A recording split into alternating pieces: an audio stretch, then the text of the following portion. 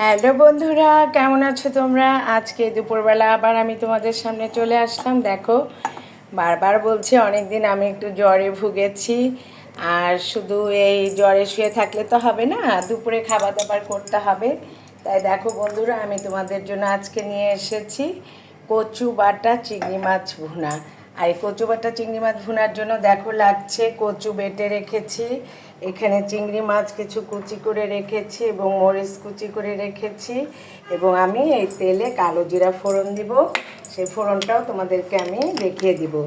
দেখো, আমি এখানে কালো জিরা ফোড়ন দিব, এখানে আমি বোতলে কালো জিরা রেখেছি।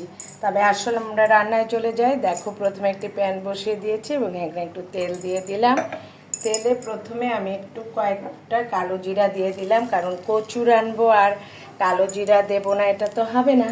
কালো জিরা এবং কচুতে কালো জিরা এবং রসুন মাস্ট দিতেই হবে।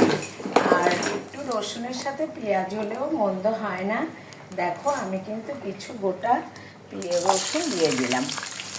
গোটা রসুন দিয়ে দিবে, দেখবে এটা খেতেও ভালো লাগছে। এই রসুনটা একটু লাল লাল করে ভাজা হবে যখন, তখন আমরা অন্যান্য জিনিসগুলি দিয়ে দেবো। দেখো, এবং এই কালো জিরাটাকে আসলে একটু ভেজে নিতে হবে।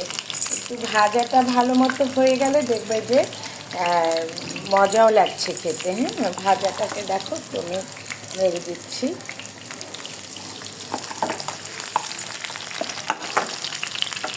ভাজা রসুনটা একটু লাল লাল করে দেবো, গোটাই দিয়ে দিয়েছি, কারণ রসুনটা গোটা দিলে এই কচুর সাথে দেখবে যে এটা সুন্দর ভাজা হয়ে গেছে। এবার আমি এই যে এখানে দেখো, আমি এখানে রেখেছি যে চিংড়ি মাছ এবং মরিচ কুচি করে দিয়েছি, এবং এটাকেও আমি দিয়ে দেবো।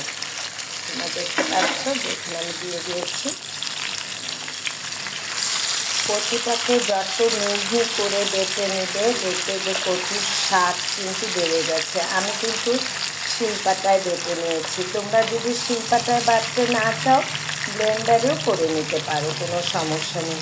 আমরা এই যে চিংড়ি মাছ, রসুন এবং এই যে মরিচ, এটাকে একটু ভাজা ভাজা করে নিতে থাকবো। এটা একটু ভাজা ভাজা হয়ে গেলে এখানে আমি অল্প সামান্য পরিমাণ হলুদ দেবো। দেখুন, আর অন্য কোনো মশলা দেওয়ার দরকার নেই, সামান্য পরিমাণ হলুদ দেবো। দেখো, আমি হলুদ দিয়ে দিলাম। তোমরা তোমাদের আন্দাজ মতো দিয়ে দিও। আমি আমার আন্দাজ মতো দিয়ে দিয়েছি। হলুদটা দিয়ে এটাকে ভাজা ভাজা হতে থাকবে, এবং আগেই বলেছি আমি কালো জিরা দিয়ে দিয়েছি। রসুন, কচুতে তোমরা রসুন এবং পেঁয়াজ অল্প একটু, এবং যদি চিংড়ি মাছ থাকে দিয়ে দেখো অনেক সে জমে যায়। এবং কচুটা যদি তোমরা থেতলে বেটে নাও, তাহলে দেখবা যে অত্যন্ত অত্যন্ত মজা হয়েছে, কারণ এই গোটা গোটা কচুতে কিন্তু মশলা ঢোকে না। এটা হচ্ছে আমার প্রসেস, তোমরা তোমাদের মতো করে নিতে পারো। আমার কাছে মনে হয় যেন একটু কচুটাকে বেটে নিলেই সবচেয়ে স্বাদযুক্ত হয়। আচ্ছা, এটা আমি একটু জালটা বাড়িয়ে দিই।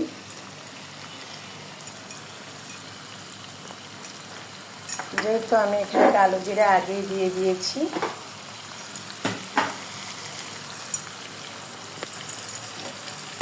এখানে আমি কোনো গুঁড়া শুকনো মরিচ অ্যাড করবো না, কারণ এখানে আমি মরিচ কুচি করে দিয়েছি, চিংড়ি মাছ কুচি এবং রসুনও দিয়ে দিয়েছি, এটাকে লবণও দিয়ে দিয়েছি। এখন ভাজা ভাজা হলে দেখো, তোমরা দেখতে পাচ্ছ এখানে আমি কচুটা মিহি করে বেটে রেখেছি।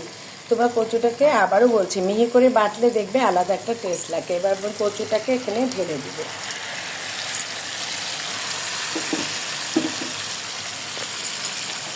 ঢেলে দিয়ে এটার সাথে নাড়াচাড়া করবো। এখানে কিছু না, শুধুমাত্র চিংড়ি মাছ থাকলে তোমরা দেবে, আর না থাকলে দেওয়ার দরকার নেই। চিংড়ি মাছ, রসুন, কাঁচামরিচ,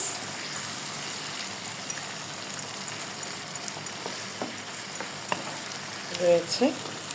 দেখো,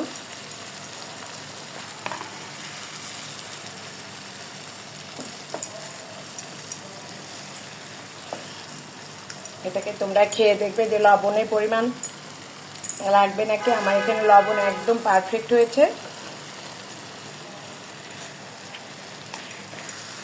কিছুক্ষণ নাড়াচাড়ার পরে আমি নামিয়ে নেব। ঝালটা অনেক মজা হয়েছে, যেহেতু এখন সর্দি জ্বর অসুস্থতার সময়, এখন কিন্তু একটু ঝাল ঝাল খেতেও ভালো লাগবে। তোমরা কি দেখতে পাচ্ছ কচুটার কালারটা দেখো কত সুন্দর হয়েছে। তোমরা এভাবে ঘরে একটু কচু রান্না করে দেখবে যে অত্যন্ত স্বাদ হয়েছে। আমি তোমাদেরকে পরে একটি বাটিতে উঠিয়ে দেখিয়ে দেবো। ভালো